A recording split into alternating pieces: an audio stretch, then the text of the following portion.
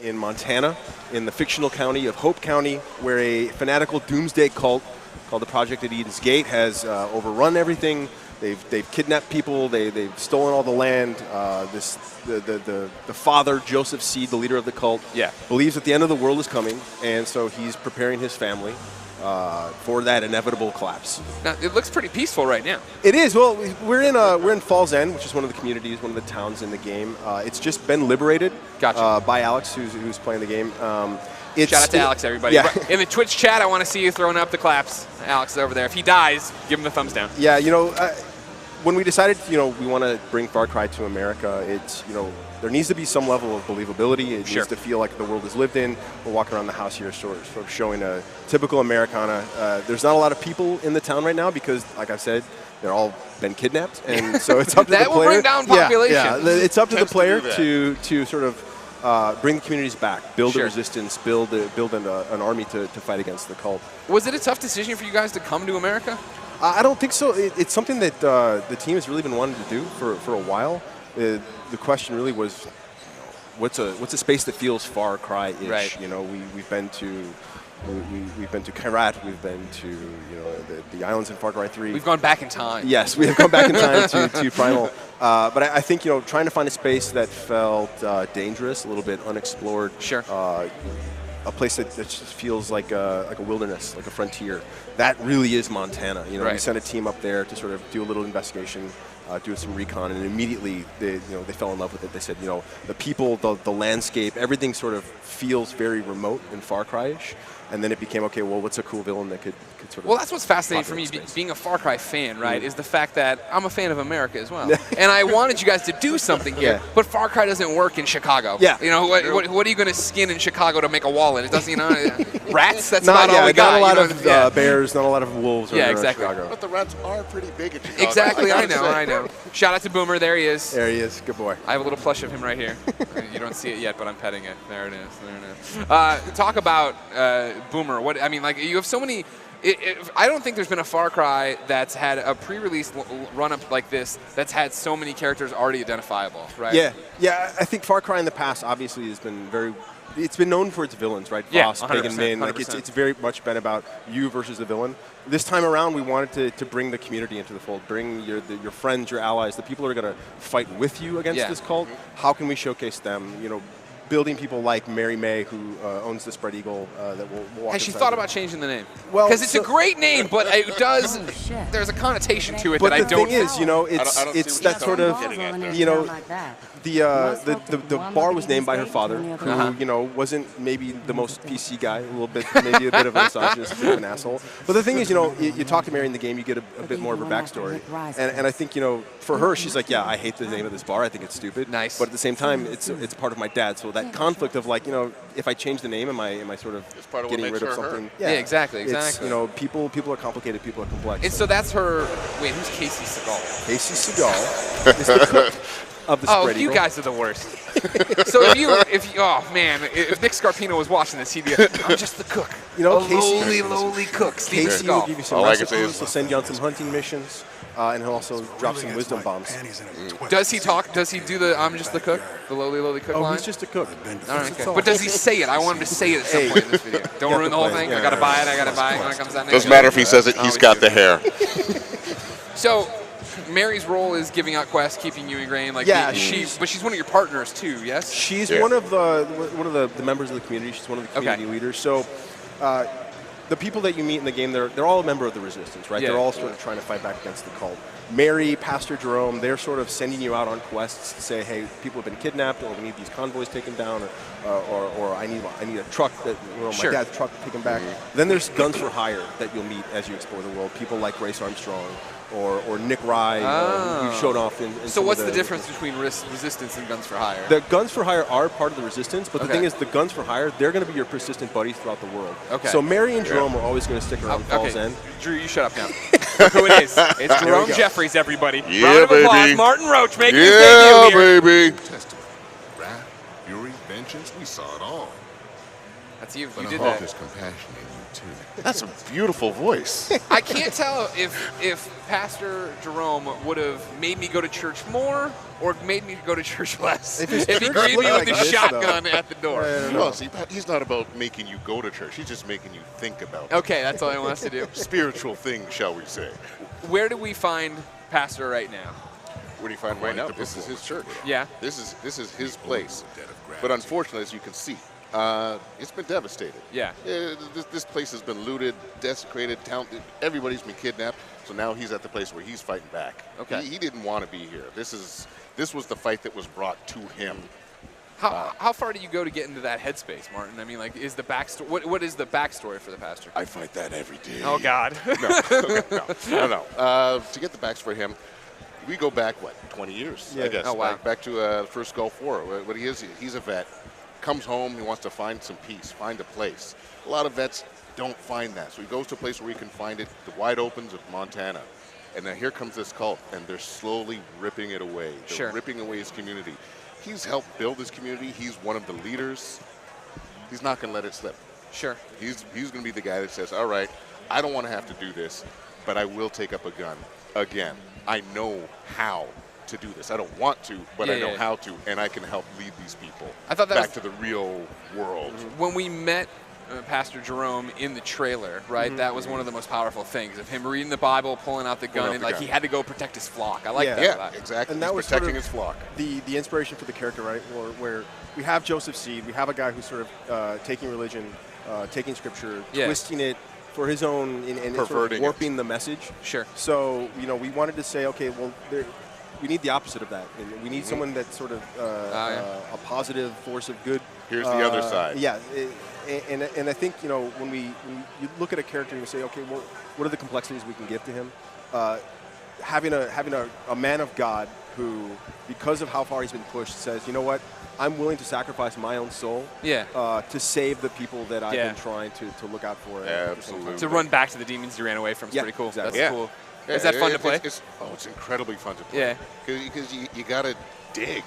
You got to dig sometimes. Sometimes I say something, and I just hear Drew on the outline go, okay, that's good, but I need to believe it more. I need a little more. So dig a little deeper. Alex is fixated on this truck, and I have to say my eyes are drawn to it as well. The Widowmaker. The Widowmaker. Oh, now, I like the bobblehead. A little boss bobblehead. Nice. I like the skirt that he's wearing. Of course, yeah. Bringing new vehicles into Far Cry 5, big part of it. It's America, right? We want big monster trucks. It's Far Cry, all right. It's still Far Cry. We talk about the pastor and his demons, and then the big rig does a 360 after running over a barricade. All right. That's the anecdote factory at work. So we see a bit of the cult up here. They're roaming the countryside. They're going into towns. They're taking people hostage and executing them. And Alex is going to take him out. Oh, he's going to throw some bait. So, I mean, this is just the kind of stuff as you're exploring the world, you're meeting people. There's a bear that's now showing up. Is that a bear? Yeah, that's a bear.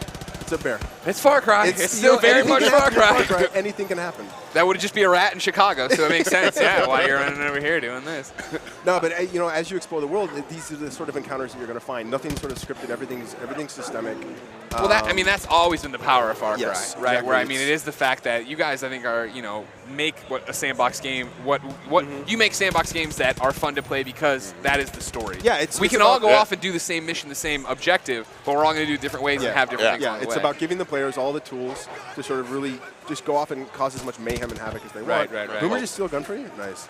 Dang right he did. That's what Boomer's all about. Gives everybody the freedom. But yeah, so the world, we wanted to focus on a more non-linear approach with the story this time. So we had talked to Mary May earlier, who had mentioned that Nick Rye, who lives down the road, was having some trouble with the cult. Maybe you want to go check on him. We're not guiding the player this time around in terms of you've got to do this mission and then this mission. So the objectives are just like in any order you want. Yeah, and the thing is, like with Fall's End, this could be one of the first places that you go to in the game. It could be one of the very last. Gotcha. After the opening of the game, you're sort of dropped in the middle of the map, and you're just okay, just go. Go where you people, want. Go explore. Yeah, go figure out, build your resistance the way that you want to take down Joseph Seed in the cult. Interesting.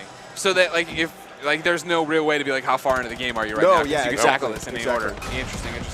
So yeah, Nick's having a bit of a trouble at his airfield. The cult has come in here. Nick's wife is pregnant with child. Okay. She's Nick was the guy with the crop duster from the yeah, trailers, exactly, right? exactly. So he's got a plane. He's trying to figure out a way to get his family to safety, right? And the cult, like I said, Joseph Seed believes that every single soul in Hope County has to be to be a part of the cult, to be put into their bunkers to save themselves from this coming collapse. The power of and Boomer. a lot of people don't like being in a cult. Yeah. So they're going to fight back. There we so go. we took care of that problem. I love what Boomer just did there. Goes up and takes the badass gun and brings it to you. That's just That's what he's all That's about. perfect. And there's Nick. So then Nick is part of the resistance. Right, Okay. exactly. Just like Pastor, just like Yes. Mary. Okay. And the thing, you do a couple quests for Nick. Yeah, you prove that you're willing to fight for him, and he says, okay, you know what? I'm going to be on your side. I've got a plane. I'll be able to sort of take this guys and watch your back. Nice. Yeah. But for right now, Nick has his plan that he's going to fight back at the cult. Blow up some silos where they're sort of storing some explosives. But again, his wife is like, you're not going to stick your neck out there. That's too stupid. So he talks to you and says, you know what? Maybe you want to take care of that problem for me.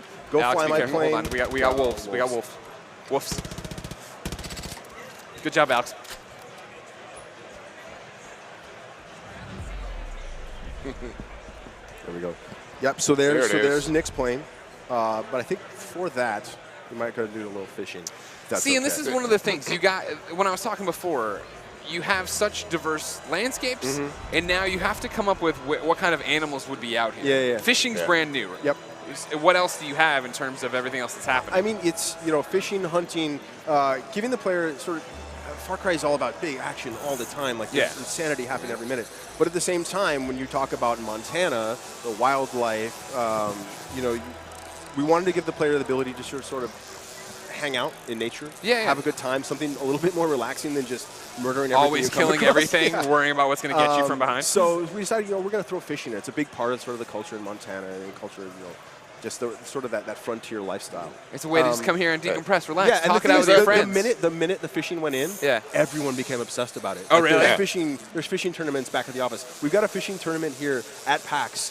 People are trying to catch the biggest fish to win some of the flag pins, and people are going nuts. Well, it's just who doesn't love to fish? Yeah. Oh, hey, every now and then you want to put down the stick of dynamite and pick up a fishing rod. Yeah, Just yeah. cut. Or throw the stick of dynamite in there and make it easier to get the fish. Dynamite in the net will travel. While we chill out here on the riverbank, I've been passed audience questions. Are you guys ready? Yeah, sure, man. Drew, the first one's for you. Uh-oh. Bobby writes in and says, what inspired the team to do this one in the USA?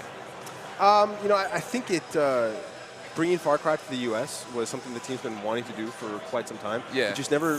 It always. The question came back to believability, right? Sure. Like, does it make sense? How could you set up Far Cry in the U.S.? So I think it was probably around 3 or 4 years ago that it started in earnest. Okay, we're going to set a Far Cry in the United States, and it just built from there, right? And I think that the sort of the current times that we live in. And the current state of things, all of a sudden, Far Cry in the U.S. seems way more believable than it did Of course, probably right. 5, 6 years ago. There's definitely two sides of it everywhere Yeah. now. You know what I mean? Was Montana the first and only choice, or what? Did you guys toy around with the idea of a city? There were a couple different ideas on where to take it, but like I said, the minute the team went to Montana, it was like, oh no, this is it. So there's some other ideas in the back pocket, but Sure. let's say those were like, Those went away real quick. yeah, it really did. All right, Martin.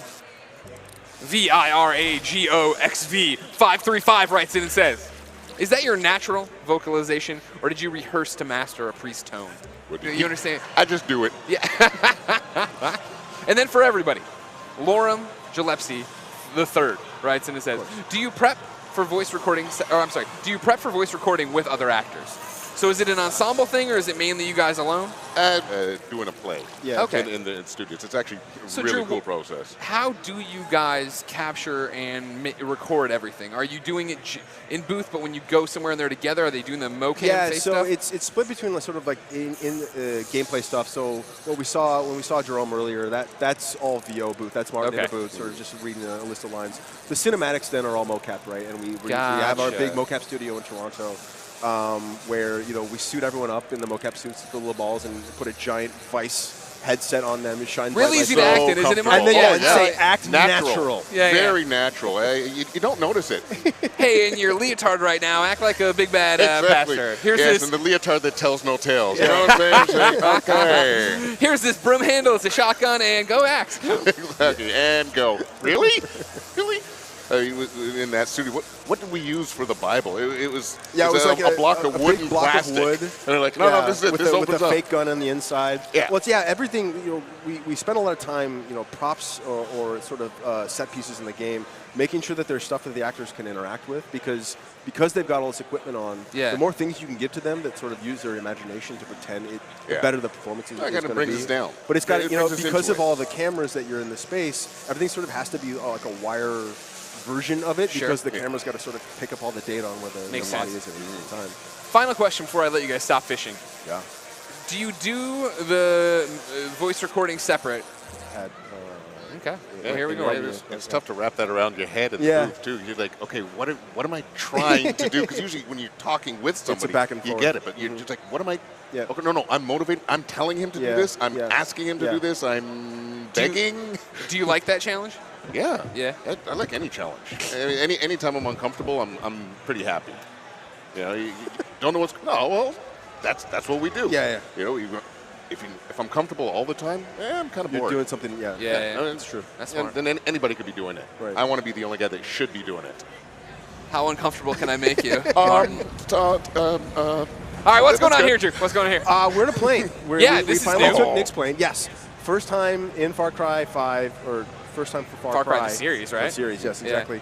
We're bringing sky combat, big planes, jets. We've got this sort of seaplane here that Nick has given to us. It's got machine guns on it. It's got rockets. You can drop bombs on these little silos. So earlier on, we met Nick, and he was like, "Hey, go blow up these silos." My wife won't let me go fight the resistance, I won't do it. or fight for the resistance. And so, again, it's sort of the structure of the game, right? Like Nick told us he had this quest for us, and we could have gone, off exploring. The quest is sort of waiting for us, of course, to pick it up and go do it. It's also a great view of like how different what you guys have going in Montana right now. In this region, it's a lot of farmland. It's a lot of typical stuff that you might see in sort of the countryside. But the topography is way different. Like if you go to the north, it's much more mountainous, much more forest. It feels more, gameplay-wise, feels maybe kind of more along the lines of like Primal. It's a lot of hunting. It's a lot of stealth. There's the other regions that Real quick, I'm sorry. What is this on the left? What is the level? That is the resistance meter. So again, because it's a nonlinear game, we were trying to come up with a way with how do I feel like I'm giving a progression to the game. Okay. Right? So we said, okay, from the outset, you're trying to build up your resistance in each region that you find. So as you're meeting people like Mary and Pastor Drum, you're doing quests for them, or you're taking out outposts, what you're doing is you're building your resistance. Gotcha. So more people are going to show up to fight on your side. Okay. You're going to have more access to new guns for hire to fight alongside you. And at the same time, the cult's going to start to react to like that's how we're sort of inserting our bad guys this time around. Rather than saying go play this story mission, I'm going out, I'm clearing an outpost.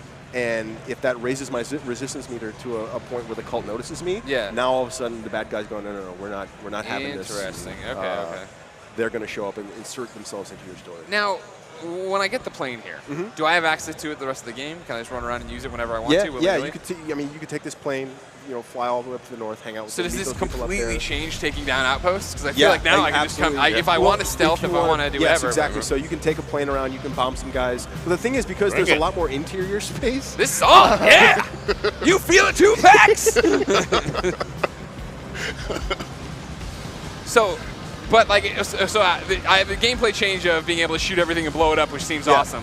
But does the fact that water is a bigger part of it, that trees are a bigger part of it, is there more to it in that respect in terms of how to use the topography? Yeah, when you get up to the north, where it's much more mountainous, much more forest, you're going to have a bit more harder time navigating with the plane, right? And trying to all those guys are sort of hiding out on the bottom of the ground. You're going to have to get on the ground, go a little more hand to hand. On foot combat, but here we wanted to showcase the plane combat. We've got AI that are also flying around. This guy's one of the chosen. Okay, he's got the elite soldiers of the cult. They've been trained to to defend the cult. These are the So red there's levels to the cult. Yeah, the people I exactly. meet on the Yeah. street aren't the chosen. This Right, guy's super exactly. soldier. So there's cult followers that you'll find. Gotcha. But at the same time, there's chosen. There's special elite guys. As you progress through the game, as you build your resistance, the chosen are going to start showing up more and more, and they're much tougher, much more accurate. They've got a lot more tools at disposal to take you down. And now you put him There down we on the go. baseball Nice. field. Gamescom demo. This Wow. is PAX. This game sucks. That's it. It doesn't even respect where it's at. I can't believe it. Oh my god. There we go. But that's how you take out the chosen. Nice job. Good job, Alex. We're very proud of you.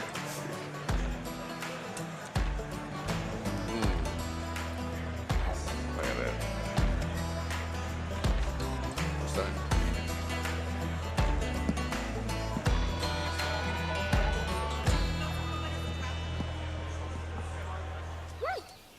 Hello everyone, my name is Philippe Fournier, associate producer on Far Cry 5. And I'm Mari Knadel, a scriptwriter on Far Cry 5.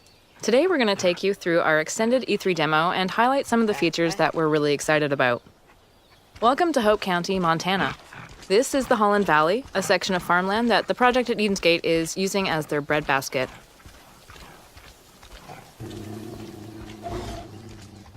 With us in this demo, we have our loyal dog Boomer as your Fang for hire.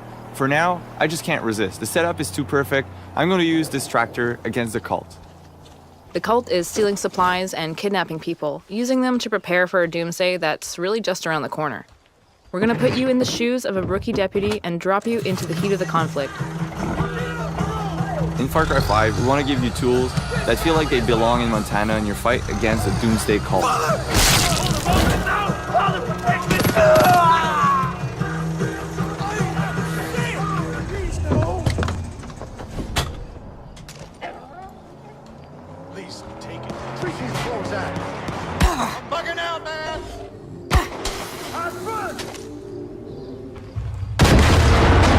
And now we're going to make a quick getaway in case reinforcements arrive. Christ, help me. Boomer is just one of the many allies you can recruit using our 4-hire system. Each of them has special abilities, and it's up to you to select which companion to bring along for the ride, whether you're just exploring the open world or fighting cultists head-on in a specific location. Cute dog. My dad would love to know, what type of breed is Boomer? No, seriously. His breed is mutt, but he is mostly blue heeler by the looks of him. Montana is a great place to fish, and it was important for us to create a system where we allowed players to live that experience. In the rivers and lakes of Hope County, you will find many different types of fish. It's a really good way for players to gain experience and also just get away from the conflict.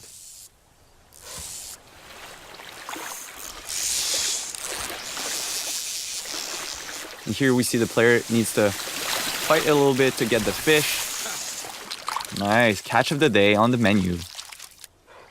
So it's nice to unwind with some fishing every now and then, but we know the cult isn't taking any breaks because they have an apocalypse to prepare for. As you explore the county, you'll come across cultists working hard to serve Joseph, the father of their cult. They're taking food and supplies for their bunkers, they're blocking the roads so no one can escape, and they're destroying resources so the resistance can't use them. And it looks like we spotted something up ahead. Yeah, let's take out our binoculars. It seems like there's a small group of cultists there, Mari. All right, so this looks like a forced baptism. What do you say we get in there, Phil? Yeah, let's do it. I think the best approach would be to go in stealthily through the river with Boomer by our side. I think we're well equipped to get rid of those two guys. Here we're using one of the iconic weapons featured in Far Cry 5, the revolver. And you'll be able to customize those weapons by adding attachments or changing the color scheme and hunt the cult in style.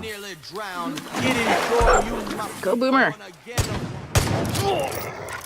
Alright, Boomer showing off one of his skills. This can really be a game changer in a fight where you're a bit low of ammo or you don't have the right weapon for the situation.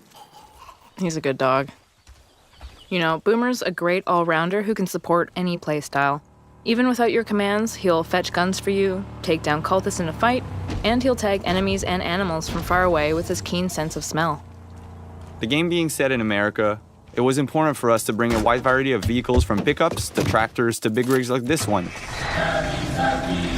This one is specifically called the Widowmaker. It's like a battering ram on wheels, and is a great tool to create chaos and take down enemy vehicles or roadblocks. And it looks like we got one here. Let's do it. Pedal to the metal. That Voss bobblehead didn't even move. We're so good. We got him glued onto the dash. That's it. Boom. So it sounds like we're listening to the Cult radio station. I gotta say, some of their hymns are pretty catchy, Phil.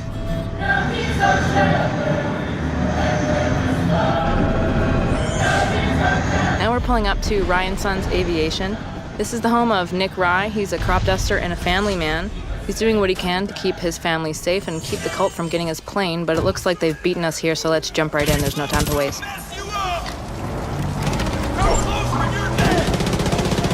And let Boomer kind of create distractions for us to get behind cover and help Nick fight the cultists. In Far Cry 5, you'll need to improvise and choose from a vast arsenal of weapons and find elements in the environment to take down the enemy. There we go.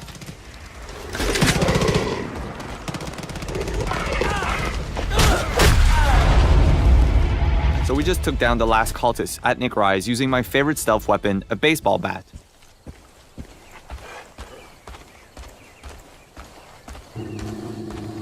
Sometimes you can hear Boomer growling when he feels a threat nearby. And Boomer is just part of Far Cry 5's living world we've built, where there's always something or someone around you whether you notice it or not. This means you'll always need to be prepared.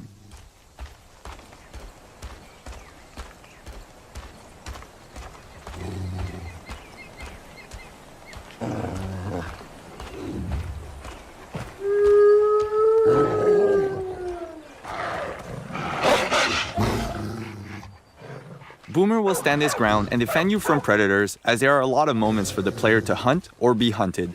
And we've built a deep ecosystem that represents Montana's wilderness. So, we've seen ducks, a sturgeon, deer, and this is just a small sample of all of the wild animals that you'll encounter in Hope County. So now we've jumped into Nick Rye's plane. It's been in his family for generations, and with it we'll take to the sky to destroy some cult silos that are hoarding explosives. The world that we've built is larger than any Far Cry before, and for the first time you can explore the world in any direction that you choose right from the start. In this demo, we're in Holland Valley, and this is just one small part of Hope County. Montana is called Big Sky Country after all. Flying is a great way to travel, explore the county, and scout out new opportunities. And also blow things up. Woo-wee! Look at that go! Nice work, partner. Go get the other one. Oh, looks like the cult has decided to intervene. That plane belongs to a Chosen. Now, the Chosen are elite soldiers, and it's their job to basically crush any threat to the project at Eden's Gate. So we've done enough to anger the cult. We're going to engage in a little dogfight with them and show them what we think of them.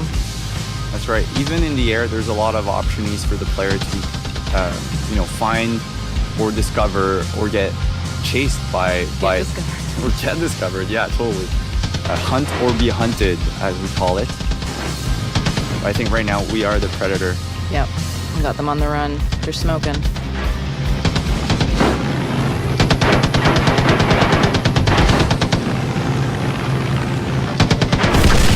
And we did it. Well done. So thanks for watching, and we're really looking forward to showing you more. Thank you. World through these communities. And I think you guys want to, we want to use Boomer, obviously, but also our friend playing here is going to take a slightly more long-range approach at the beginning of this playthrough. And that's one of the principles of Far Cry, right, is that you can play however you want to play, and there's a lot of 360 degrees, right? I mean, we learned that on some of the games that we built in the past of building a game and building an environment where you can attack it any way you want. In this case, you've got Boomer, who has the ability to actually tag all these characters and be able to help you figure out how you want to attack.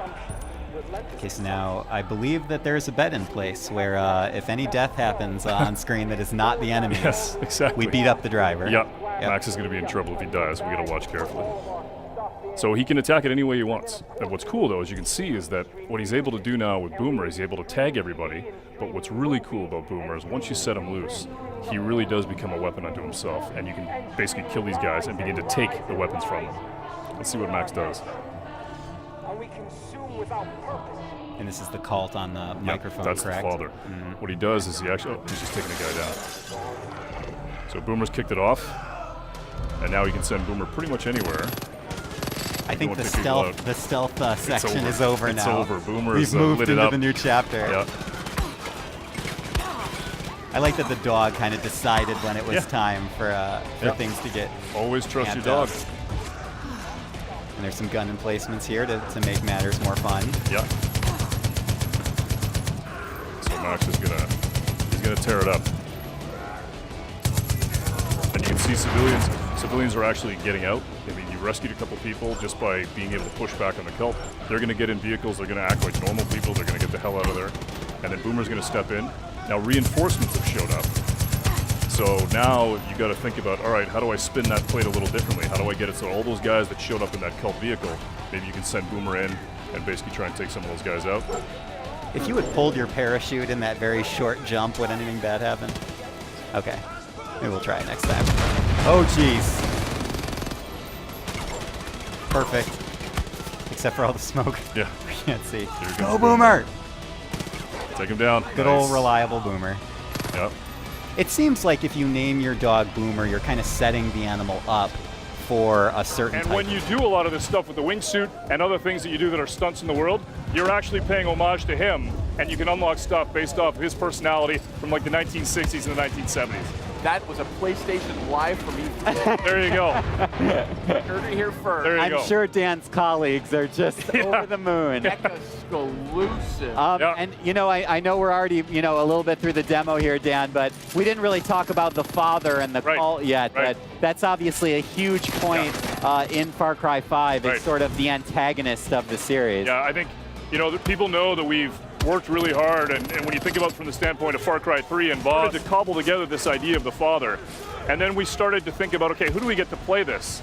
And we got a lot of interesting options in terms of casting, and then we found a guy by the name of Greg Brick, who is unbelievable. And this guy is spooky. He's a fantastic actor. He came in, he's playing our father, and the thing about him is that when you meet him, he was the one actor that I met that I actually believed he could bring me into a cult. And that was all the difference. Plus, he doesn't blink, and it's really spooky. Like at all? At all. It's weird, yeah. That's another exclusive. Yeah. Wait, really though? Does he have like eye drops that he's No. He's just putting in? intense. He's really, he's really good at his craft, and he's intense. And when he brings the father, he brings it all. That's amazing. And Dan, this is amazing because compared to the footage we were just seeing, our driver here is already, it's so much different from what we were seeing before. Different game different pathways through, different encounters. That's what we wanted, and it wasn't just in terms of a single area. I mean, we want that for all the regions in the game, that you're going to meet different communities, you're going to have different guns for hire, different opportunities, that you can attack it. I mean, Far Cry has been about freedom, opportunity, and surprise, and that's what we bring. And these partners, these co-op partners are